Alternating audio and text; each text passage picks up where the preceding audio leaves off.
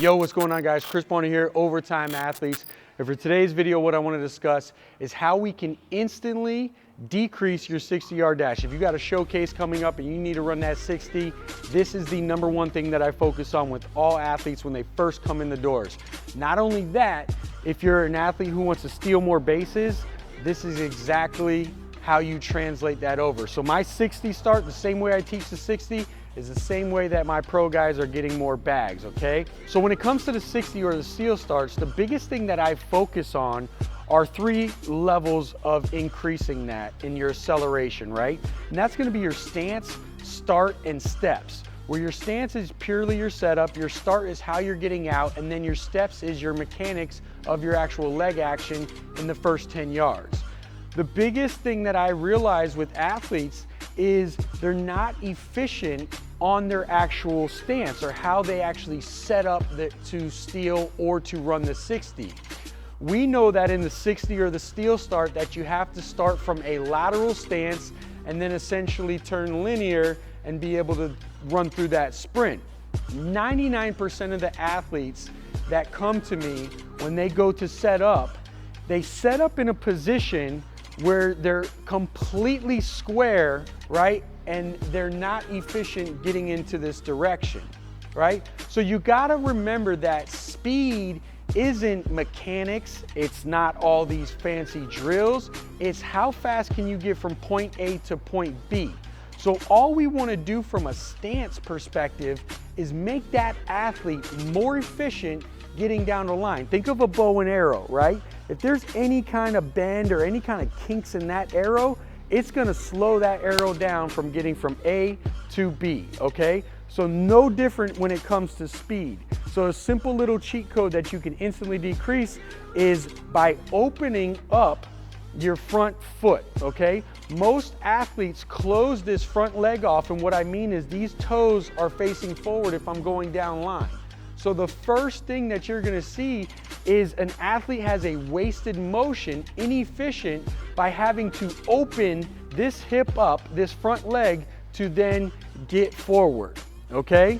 So what do? All we need to do is focus on pointing that toe 45 degrees, okay? In that direction of what we're going. So now I have gone from completely square hips to now I'm slightly shifted in the direction that I need to go. This simple thing right here is going to decrease your time. Second thing with the back leg, most athletes are completely squared up with their toes, right, in the same line. Well, if I'm going in this direction and this leg needs to be able to come over, I want to slightly cheat that foot up. So what I tell guys is we've opened up this front foot, right? So now my hips opened up. Now I want to go half a foot, right? Simply to the middle of the half a foot and extend that out, okay? So now just purely from this stance right here, this leg is going to be able to cross over.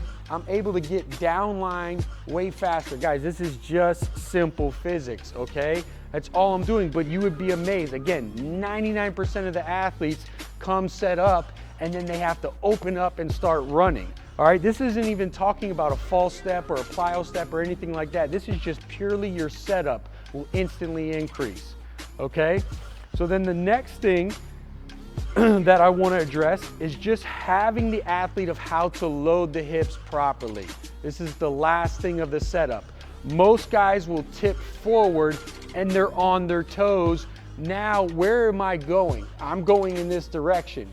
You want to sit your hips back and down, load the entire inside of that back foot so that I can drive immediately this way. I always tell my guys, think of it from a metaphor.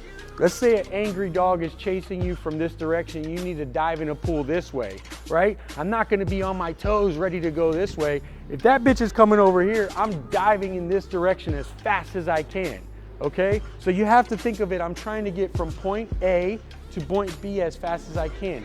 Set yourself up in a mechanical advantage so that you can easily get into that thing. And this isn't even going into your hand placement, your start, your fall step. One thing I'll touch on just to make sure that you guys can understand, from a false step versus actual plyo step, right? There's a lot of guys that talk out there and say a plyo step is more powerful. Yes, I have athletes who are more efficient with keeping their foot down. I have some athletes who are efficient with keeping the foot up. All I'm gonna say is this: it's a false step if I'm in this position and the hips have to travel backwards to get into this step and go. If the athlete can lift the hips slightly and they put it back down to produce more force, fine, I'm not gonna change that. I'm not as worried about those things. Again, I have athletes who steal a lot of bags, right? At the highest level, some keep their foot down, some pick it up slightly. The biggest thing is, are we making inefficient movement by pushing the hips back to get into that step? If so, now we're not efficient from point A to point B. So again, guys, just wanted to give you kind of in spitball and ramble and talk all these things about the start, but you can instantly decrease your 60, get more bags if you focus purely on your setup and setting yourself up in the best mechanical, advantageous position. So I hope that helps. I'll talk to you guys next time. Next step is step over the ankle, leg forward.